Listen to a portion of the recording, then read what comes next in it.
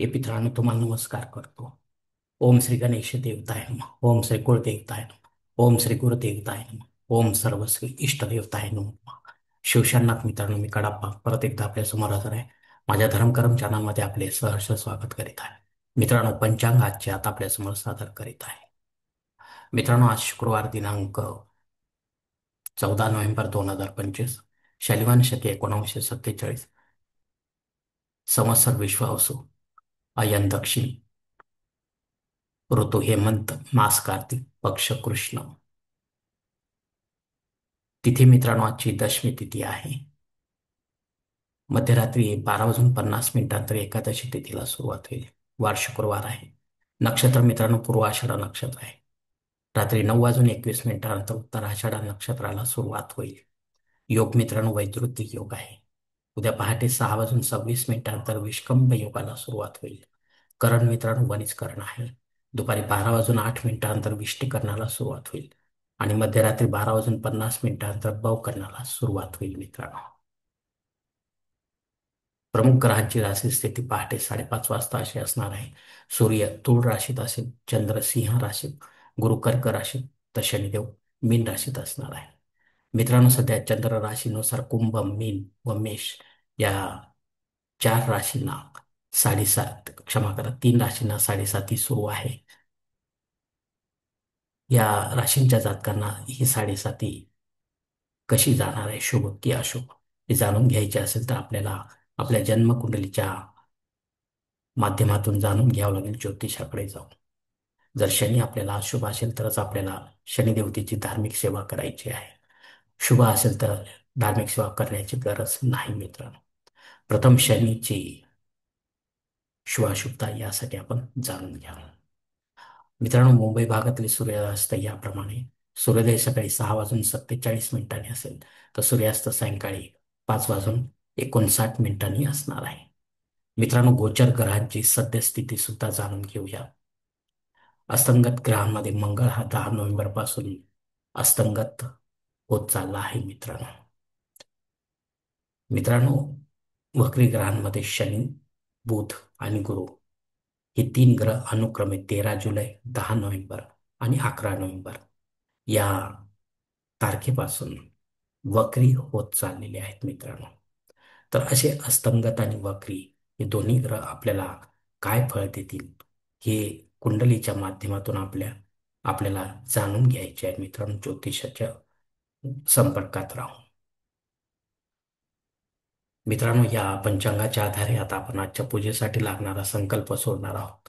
तेव्हा आपण आपल्या उजव्या हाताच्या तळहातात एक पळी पाणी, थोडे अक्षत, एक फुल व फुलाची पाकळी घ्या आणि हा छोटासा संकल्प जो आहे तो म्हणायला सुरुवात करा. मित्रांनो, हरोम शिव शिव शंभो रात्नया प्रवर्तमान सतब्रह्मणो द्वितीय परार्थे श्वेतवराह कल्पे वैवस्वत मन्वंतरे कलियुगे प्रथम पादे जम्बूद्वीपे भरतवर्ष भरतखंडे मेरो दक्षिण दिग्भागे महाराष्ट्र देश व्यावहारिक चांद्रमाने शालिवांश 1947 प्रभादी षष्टी संवत्सरांमध्ये विश्वावसु नाम संवत्सरे दक्षिण ऐने हेमंत ऋतू कार्तिक मासी कृष्ण पक्षे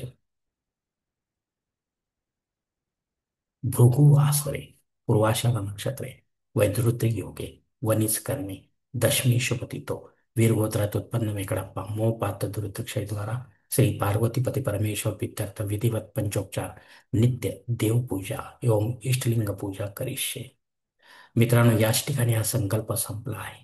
तेव्हा आता आपण आपल्या उजव्या हाताच्या तळातील संकल्पाचे पाणी समोरच्या तामणात सोडून द्या. मित्रांनो, या संकल्पाची वेळ मर्यादा दुपारी 12 वाजून 8 मिनिटांपर्यंत आहे. या वेळेनंतरही आपल्याला संकल्प सोडायचा असेल तर कृपा करून आपण वरील बदललेल्या पंचांगाचा आधार घ्यायचा आहे. नवीन संकल्प तयार करायचा आहे. त्या संकल्पात आपण करत असलेल्या धार्मिक विधीचा उल्लेख अवश्य करायचा आहे. तेव्हाच आपली धार्मिक सेवा संबंधित देवतांपर्यंत पोहोचेल आणि त्यांचे आशीर्वाद आपल्यापर्यंत पोहोचतील. आपले जीवन अधिक सुखमय बनेल. मित्रांनो, आता मुहूर्त विभागामध्ये पाहूया. या धार्मिक विधीने त्यांचे मुहूर्त काळ याप्रमाणे दिलेले आहेत. सर्वात प्रथम साखरपुडा यासाठी मुहूर्त दिले दिनांक 15 आणि 16. डोहाळ जेवणासाठी मुहूर्त आता या मासात नाही. बारशी करण्यासाठी, जावळ करण्यासाठी मुहूर्त आहे दिनांक 16. गृहप्रवेश करण्यासाठी मुहूर्त आहे दिनांक 15 आणि 16.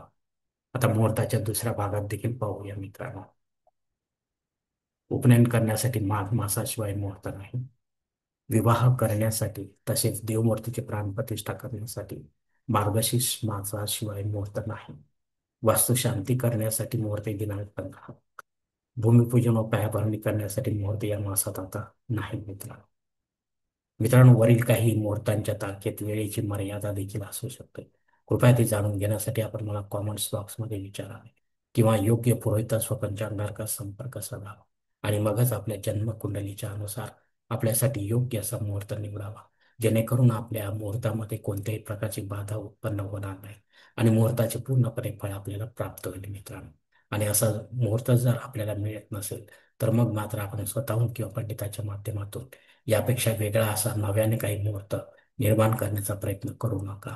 कारण मुळात तो मुहूर्त मुहूर्तच नसल्यामुळे त्याचा आपल्याला काही एक उपयोग होणार नाही मित्रांनो. मित्रांनो, पंचांगातील इतर काही महत्वाची जी माहिती आहे ती आता आपण पाहणार आहोत. पंचांग शुद्धी नाही मित्रांनो. दिनविशेषमध्ये मित्रांनो दशमी श्राद्ध कर्म आहे. या तिथीवर आपली आई किंवा आपले वडील आपल्याला सोडून परलोकात निघून गेले असतील तर त्यांच्या नावाने आपल्याला पिंडदान युक्त श्राद्ध कर्म किंवा पिंडदान रहित श्राद्ध कर्म करणे गरजेचे आहे. घरी करा किंवा तीर्थक्षेत्री करा, पण विधिवत करा, पंडिताच्या माध्यमातून करा आणि अपराह्न काळात करा. तेव्हाच आपली ही पितर सेवा आपल्या पितरांपर्यंत पोहोचेल आणि त्यांचे आशीर्वाद आपल्यापर्यंत पोहोचेल. आपले जीवन अधिक सुखमय बनेल मित्रांनो.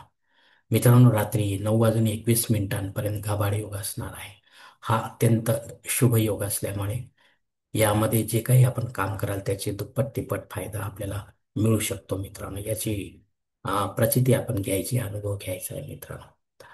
मित्रांनो, दुपारी 12:08पासून ते मध्यरात्री 12:50पर्यंत भद्रा योग असणार आहे. हा राहूचा योग असल्यामुळे यामध्ये विशेष किंवा महत्वाची कामे शक्यतो आपल्याला टाळायची, कारण त्यात अपयश येण्याची शक्यता जास्त आहे.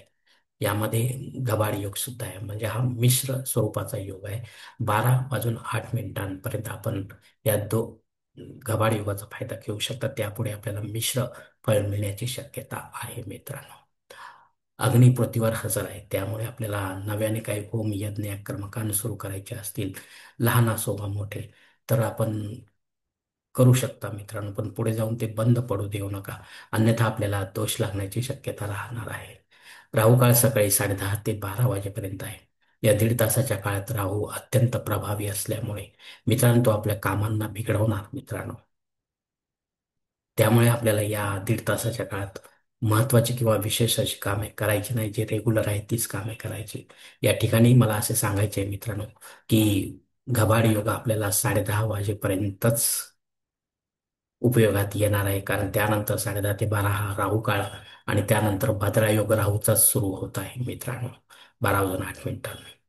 तेव्हा 10:30 वाजेपर्यंत आपण घबाड योगाचा फायदा घ्यावा मित्रांनो.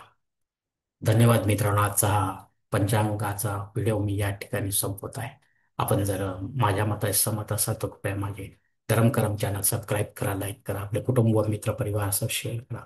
तसेच कॉमेंट्स बॉक्समध्ये आपले मत अवश्य नोंदवा आणि माझा पुढील व्हिडिओ आपल्यापर्यंत पोहोचण्यासाठी बेल बटन अवश्य दाबा. धन्यवाद मित्रांनो. पुढील भेटीपर्यंत आपण खुश राहा, आनंदी राहा, प्रसन्न राहा. हरिओम.